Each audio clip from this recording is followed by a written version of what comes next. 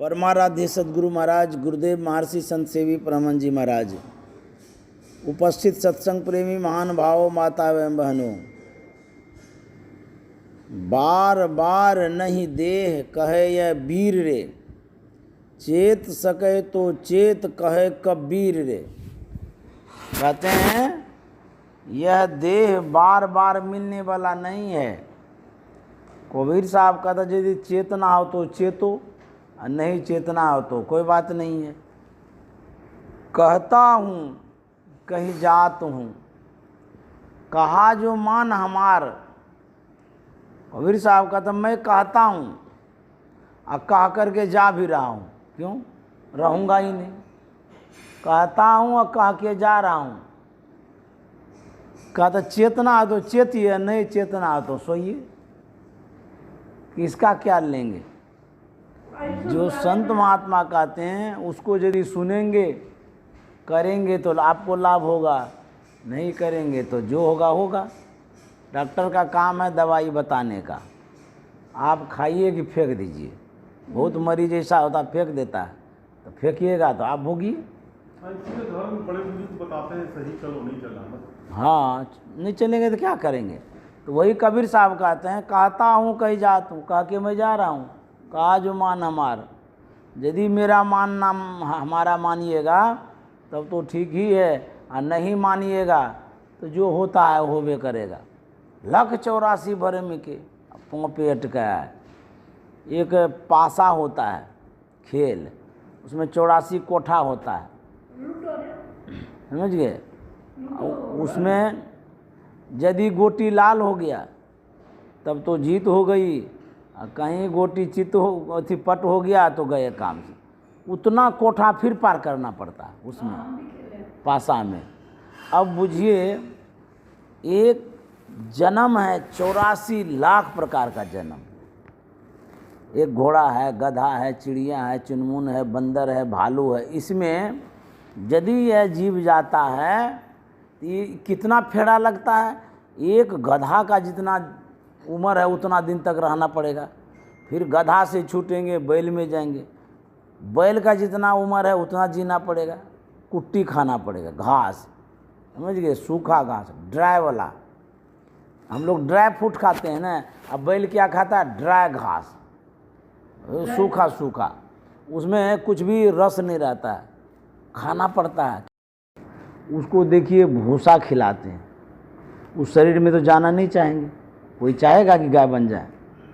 नहीं चाहेगा। कितना भी जानवर है, जितना भी गुणकारी है, लेकिन बनना चाहेगा कोई? कोई नहीं बन सकेगा। क्यों? कि गाय का जो जीवन है उसका अलग जीवन है। वो हम लोग हलवा खाते हैं, गाय घास खाती है। हम लोग मुलायम सैया पर सोते हैं, गाय जमीन पर सोती है, समझ गए। तो कह रहे थे कि यह जो शरीर भगवान ने, परमात्मा ने दिया है, कहते हैं बड़ी कृपा करके दिया है, उनके कृपा को मानना चाहिए। आप अपने घर में रिटर्न फाइल भरते हैं, होता है तो बड़े बड़े व्यापारी भरना ही पड़ता है, नहीं भरिएगा तो पकड़िए लेगा इनकम टैक्स का। रिटर्न फाइल भरते हैं डर से कि सरकार को हिसाब नहीं देंगे, टैक्स नहीं देंगे ना, पकड़ लेगी। अच्छा जरा सोचिए, जिस परमात्मा ने इतना बड़ा व्यवस्था दिया है हमारे लिए, क्या नहीं दिया है, उसके लिए क्या करते हैं। पृथ्वी उसी का दिया हुआ है जिस पर अभी बैठे हैं। एक बार पैसा लिया है वो, इस पृथ्वी का टैक्स लिया परमात्मा? नहीं लिया, फ्री में दे दिया। उसके बाद हम कह रहे हैं कि ये जो पृथ्वी में पानी है, देखिए फ्री में पानी आप पीते हैं रोज, किसका बनाया हुआ? परमात्मा का बनाया हुआ। हम गए थे कहाँ, यही रायपुर में, वो एयरपोर्ट में जो होता है ना दुकान है, वहाँ गए पानी लेने के लिए। इतना सा बोतल 1 लीटर होगा कि 900 ग्राम हो, 100 रुपया में दिया।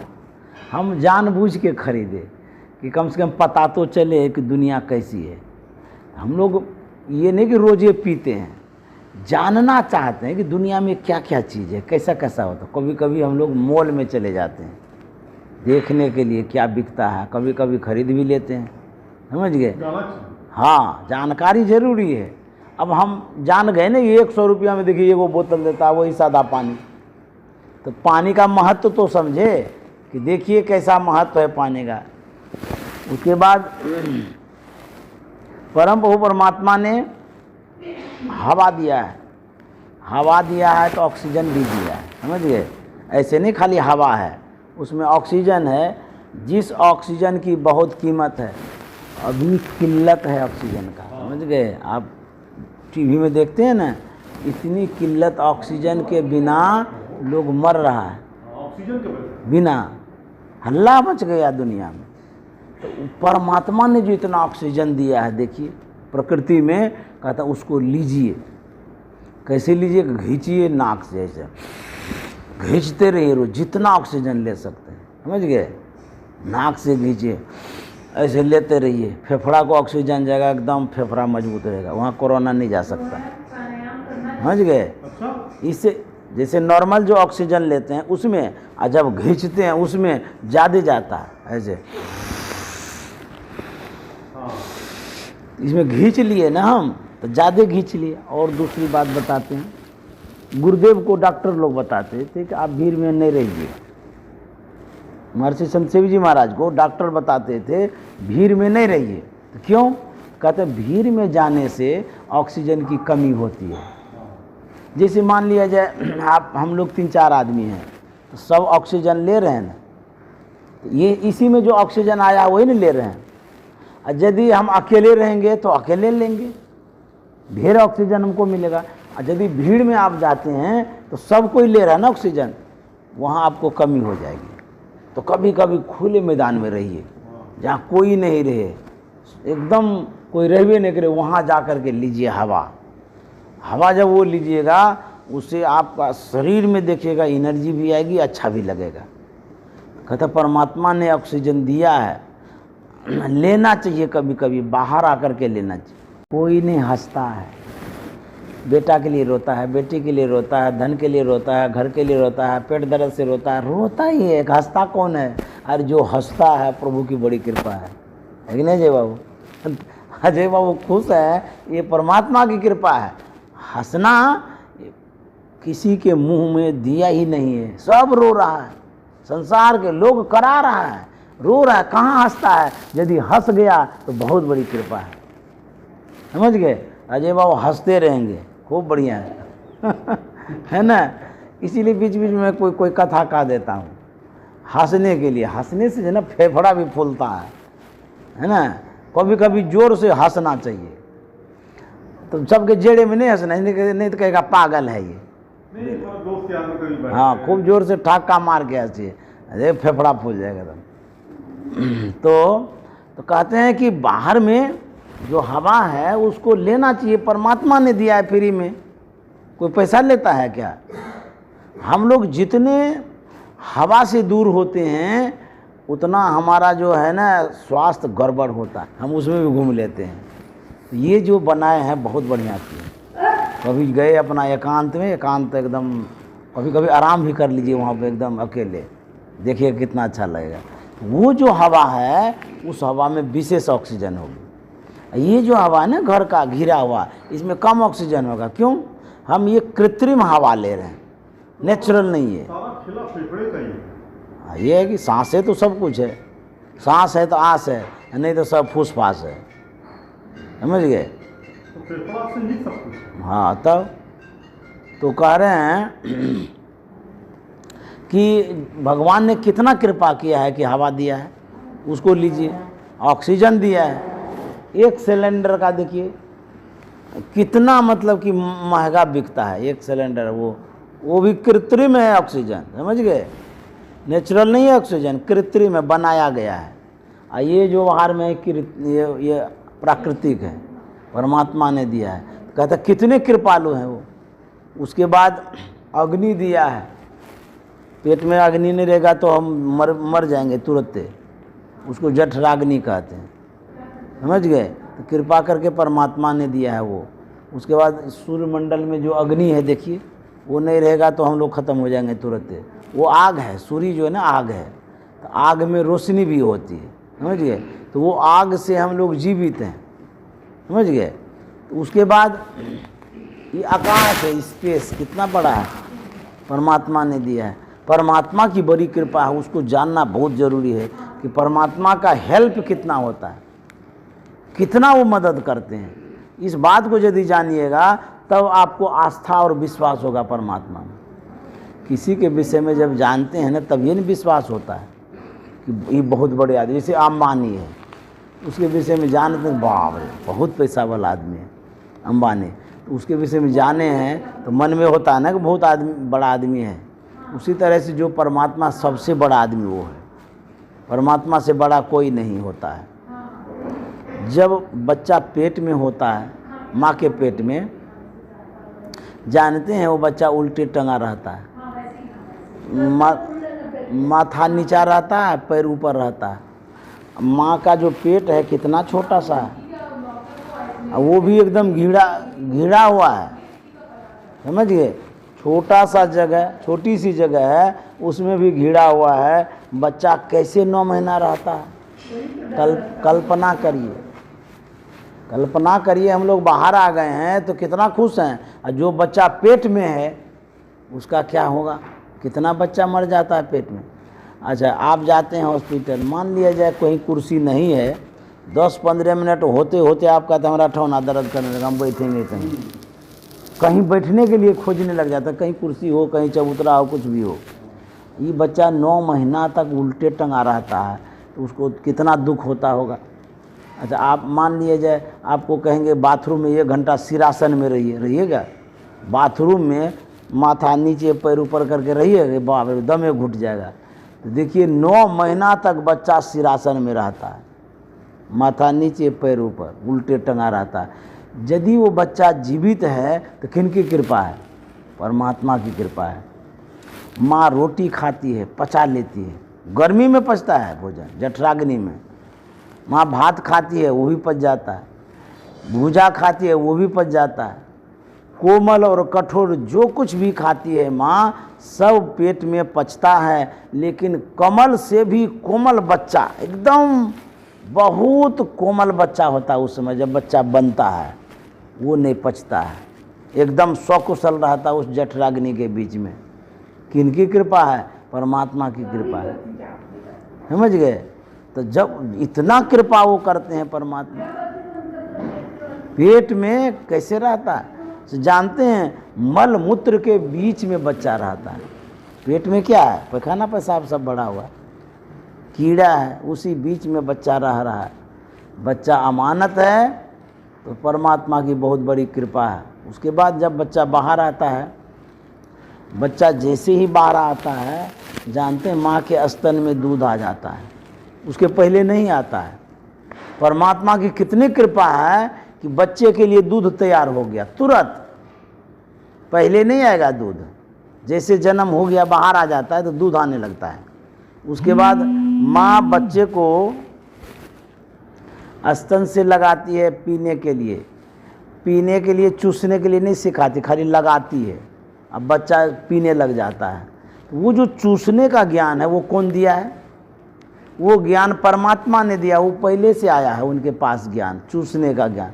जैसे गाय का बच्चा है, तो गाय के बच्चा को देखिए, खाली ग्वाला क्या करता है, थन में लगा देता है, और जैसे लगाता है अपना चूसने लग जाता है। बुझिए, जन्मा हुआ बच्चा, उसको कहाँ से ज्ञान हो गया चूसने का, ये भगवान ने दिया है, ये सब ज्ञान देता है, समझ गए। बंदर का बच्चा है, वो बंदर का बच्चा माँ को पकड़ के रखता है, माँ पकड़ के नहीं रखती है, वो अपने से पकड़ के, यदि नहीं पकड़ के रखेगा तो गिरिए जाएगा, कहीं से कहीं छूट जाएगा।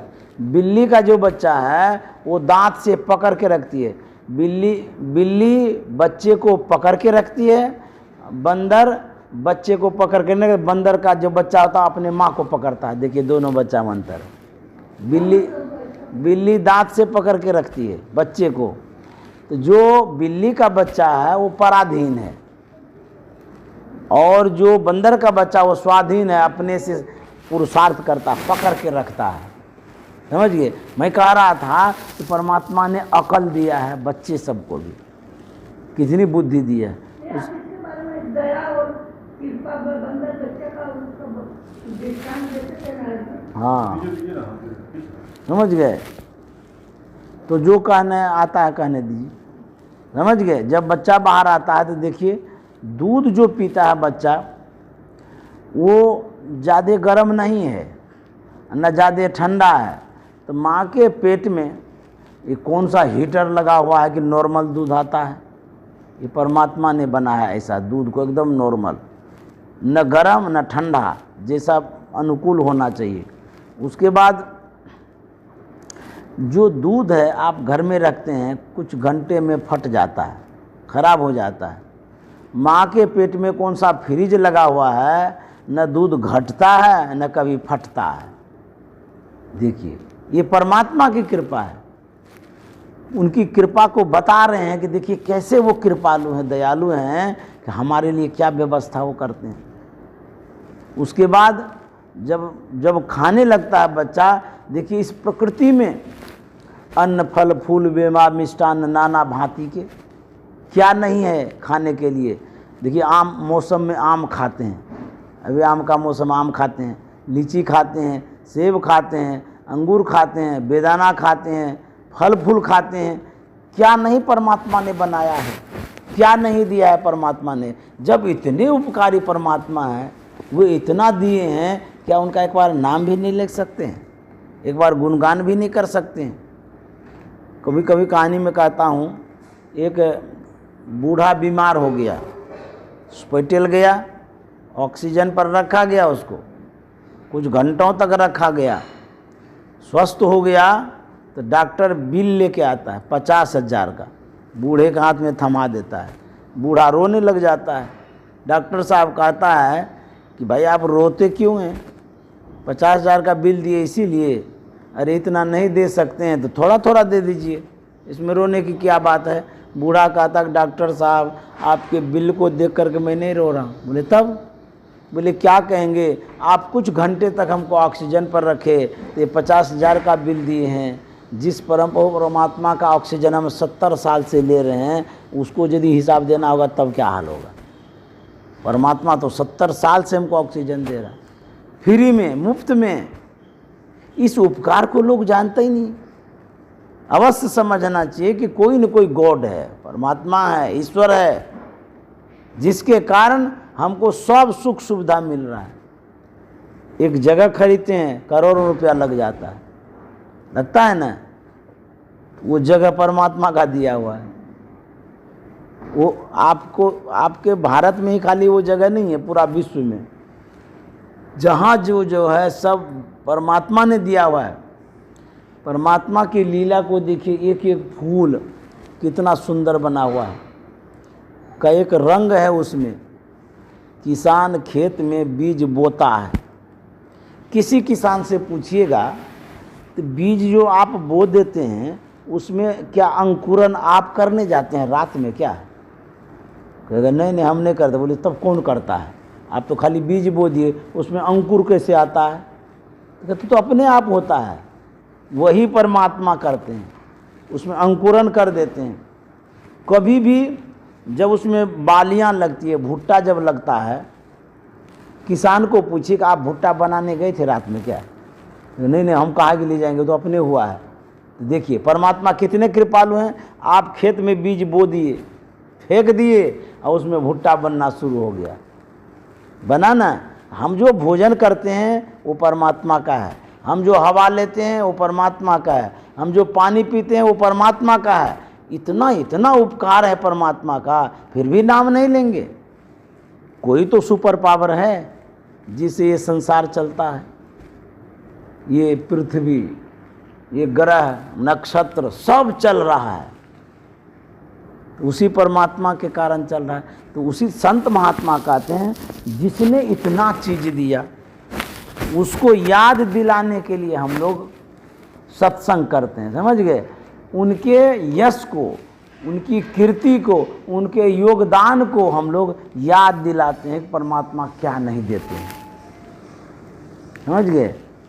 तो संत महात्मा उनका गुणगान करते हैं, इसीलिए कहता स्तुति विनती करनी चाहिए, सत्संग करना चाहिए, भगवान का नाम लेना चाहिए।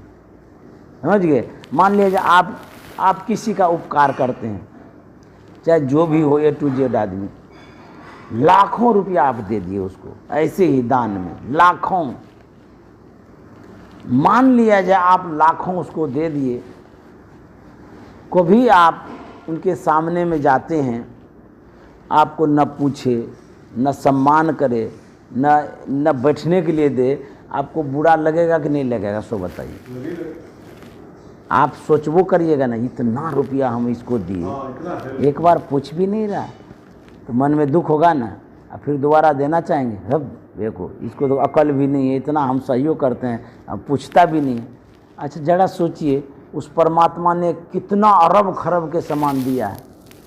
ये मनुष्य का शरीर दिया, पृथ्वी दिया, घर दिया, खाने पीने के लिए ऑक्सीजन दिया, सब दिया। जरा सोचिए उस परमात्मा का कितना उपकार है, उसके लिए कुछ करना चाहिए कि नहीं करना चाहिए? सम्मान उसका करना चाहिए कि नहीं करना चाहिए? तो कैसे सम्मान करेंगे? ये जो सत्संग कर रहे हैं, उनका गुणगान कर रहे हैं ना, वो खुश होते हैं। यस, गुणगान करना, समझ गए? तो यही उनके लिए हम बहुत बड़ा उपकार करते हैं। कोई भी उपकार करता है आपका, कोई भी, चाहे प्रभु जी ने किया, हम लोग याद करते हैं ना उनको, प्रभु जी को, उसका उपकार है इस घर पर सबके लिए। तो कभी कभी जो आयोजन होता है उनके लिए आयोजन करिए। जैसे मान लिया उनका शरीर छूट गया है, उस दिन तो आयोजन करिए ही करिए, समझिए। तो उनको याद करेंगे, याद करने से वो खुश होंगे क्योंकि उसका उपकार है। उसी तरह से परमात्मा का उपकार है, तो सत्संग करते तो उस परमात्मा को याद करते हैं। जो माया सब जग ही नचावा, जा सुचरित लखि काहु न पावा, सो प्रभु विलास खगराजा, नाच नटी भी सहित समाजा। जो परमात्मा ने पूरा संसार बनाया, उस संसार में जो माया है, माया के अनुसार हम नाचते रहते हैं, माया नचाती रहती है हमको। कहते हैं उस माया को परमात्मा नचाता है। तो कहते हैं माया से बढ़कर के परमात्मा है ना। तो माया मतलब जो आपका संसाधन, उसको माया कहते हैं। जो आपकी व्यवस्था, उसको माया कहते हैं। जो आपको प्राप्त हो रहा है, चाहे रुपया, धन से, पैसा, परिवार, सब माया है।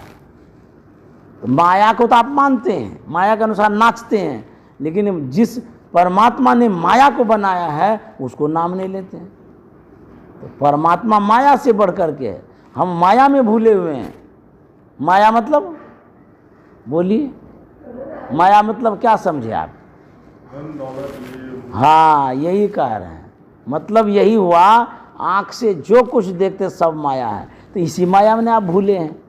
बेटा है हमारा, बेटी हमारा, बहू हमारा, पत्नी हमारा, पति हमारा, सब हमारा, रुपया हमारा, सब हमारा करते हैं, माया के अनुसार चलते रहते हैं। और जिस परमात्मा ने माया को बनाया उसको पूछते भी नहीं। ये तो ठीक नहीं है। इस माया को परमात्मा ने बनाया है, तो माया के अनुसार हम नाचते हैं और परमात्मा के अनुसार गाते भी नहीं हैं। तो कहते गाना तो चाहिए, परमात्मा के अनुसार गाना चाहिए, उसका गुणगान करना चाहिए। एक था सारिपुत्र, भगवान बुद्ध का सेवक। वो गया भिक्षान्न के लिए नगर सेठ के यहाँ, बड़ा कंजूस, जितना बड़ा सेठ उतना बड़ा कंजूस, मक्खी चूस था वो। जानते मक्खी चूस किसको कहते हैं? उधर से स्माइल आ रहा है सब्जी का। मक्खी चूस किसको कहते हैं? जैसे मान लिया घी गिर गया ना, घी में गिर गया ना मक्खी, वो मक्खी चूस क्या करता है, उसको उठा करके चूस लेता है घी को, तब मक्खी को फेंकता है। इसको मक्खी चूस कहते हैं। तो वैसा वो सेठ था। तो वो गया मांगने के लिए, कहता भिक्षाम देही। उधर से सेठ निकला, देखा कि जवान साधु है, सन्यासी है, हट्ठा कट्ठा है, भीख मांगने के लिए आया है। तो डांट दिया उसको, भाई यहाँ से, कमा करके नहीं खाया जाता, भीख मांगने के लिए आए हैं, यहाँ कुछ नहीं मिलने वाला, जाइए यहाँ से। वो सारिपुत्र सुन करके चला गया। फिर दूसरे दिन उसी दरवाजे पर गया, फिर कहता भिक्षाम देही। फिर सेठ निकला, सेठ देखता वही साधु है। बोला रे, आपको दूसरा दरवाज़ा नहीं दिखाई देता, यहाँ कुछ मिलने वाला नहीं, आप क्या समझेंगे, दे देंगे हम, कुछ नहीं देंगे, भागे यहाँ से। जवान हो करके मांग मांग करके खाते हैं। जाइए कमा के खाइए, अभी शरीर में तो कुछ हुआ नहीं है। फिर डांट दिया, फिर चला गया। तीसरे दिन फिर गए, समझे, तो फिर गए तो सेठ जी को गुस्सा तो आसमान में चढ़ गया, कैसा ही साधु है, हम कहते हैं कुछ नहीं देंगे, बार बार यहाँ आता है। बोला अरे जब तुमको यहाँ कुछ मिलता नहीं है तुम बार बार आते क्यों हो? जानते हैं सारिपुत्र क्या कहता है, सेठ जी हमको तो मिलता है। अरे देखिए साधु है, झूठ बोलता है, क्या मिलता है आपको? सारिपुत्र कहता है जो कुछ आप खोरी खटी बात बोलते हैं ना वही भिक्षा में लेके चला जाता। बोले बाप रे बाप, कितना सहनशील साधु है। दरब गया, वो खुश हो गया, तो जाकर के रसोइया से क्या कहता है,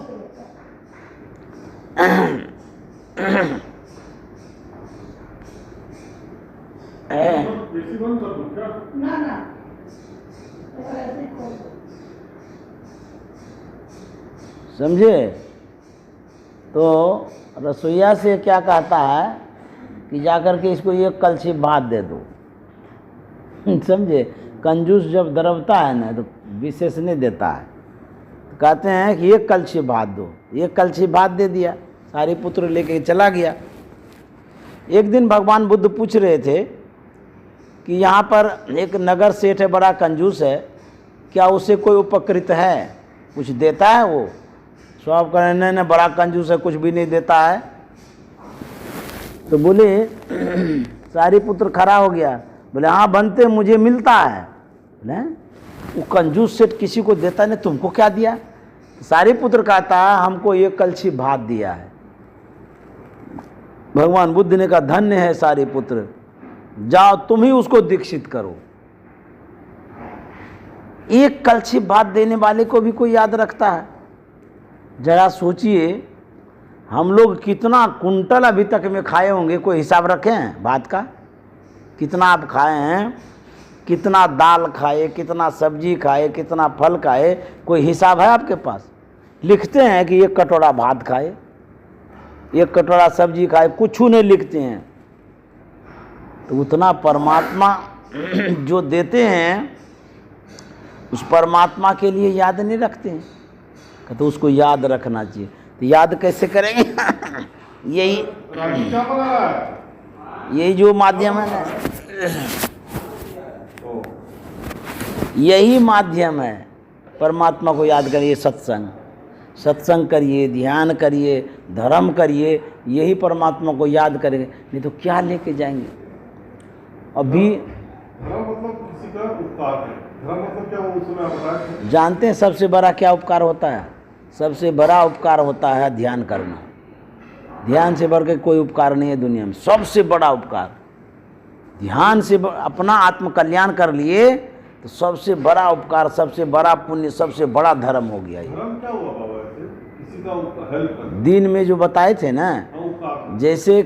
जैसे धर्म होता है, जैसे सत्संग करते ही धर्म है, ध्यान करते हैं धर्म है, दान करते हैं धर्म है, किसी को हेल्प करते हैं धर्म है, किसी को रुपया दे देते हैं उपकार की भावना से धर्म है। जिसमें मतलब कि कोई न कोई समाज कल्याण का काम आप करते हो उसको धर्म कहते हैं। कुछ भी कल्याण, कलम उठा करके दे दिए किसी को, ये भी धर्म है। किसी का पानी पिला दिए धर्म है, शादी करा दिए धर्म है, किसी को इलाज करा दिए धर्म है। ये सब धर्म है, लेकिन सभी धर्म से बढ़ करके ध्यान है। अच्छा, जड़ मूल, हाँ, इससे बढ़कर के कोई धर्म नहीं, सब छोटा धर्म है इधर। ध्यान क्या चीज कर रहे हैं? जो हम लोग को गुरु महाराज का बतलाया गया है। नहीं ठीक है, जो गुरु महाराज जो दीक्षित नहीं है वो क्या चीज, जो जिनके गुरु नहीं है, जो दीक्षित नहीं हो, किसका ध्यान करेंगे? ईश्वर का करेंगे, भगवान का, किसका भी? उसका कम धर्म होगा। क्यों? वो यदि ध्यान नहीं करते हैं, यदि दीक्षा नहीं लिए हैं, वो ये धर्म का लाभ नहीं ले सकता है जो हम लोग लाभ ले रहे हैं। समझ गए? मान लिया जाए कोई 100 रुपया कमाता है तो 100 रुपया का सुख सुविधा लेगा। श्री सद्गुरु महाराज की जय।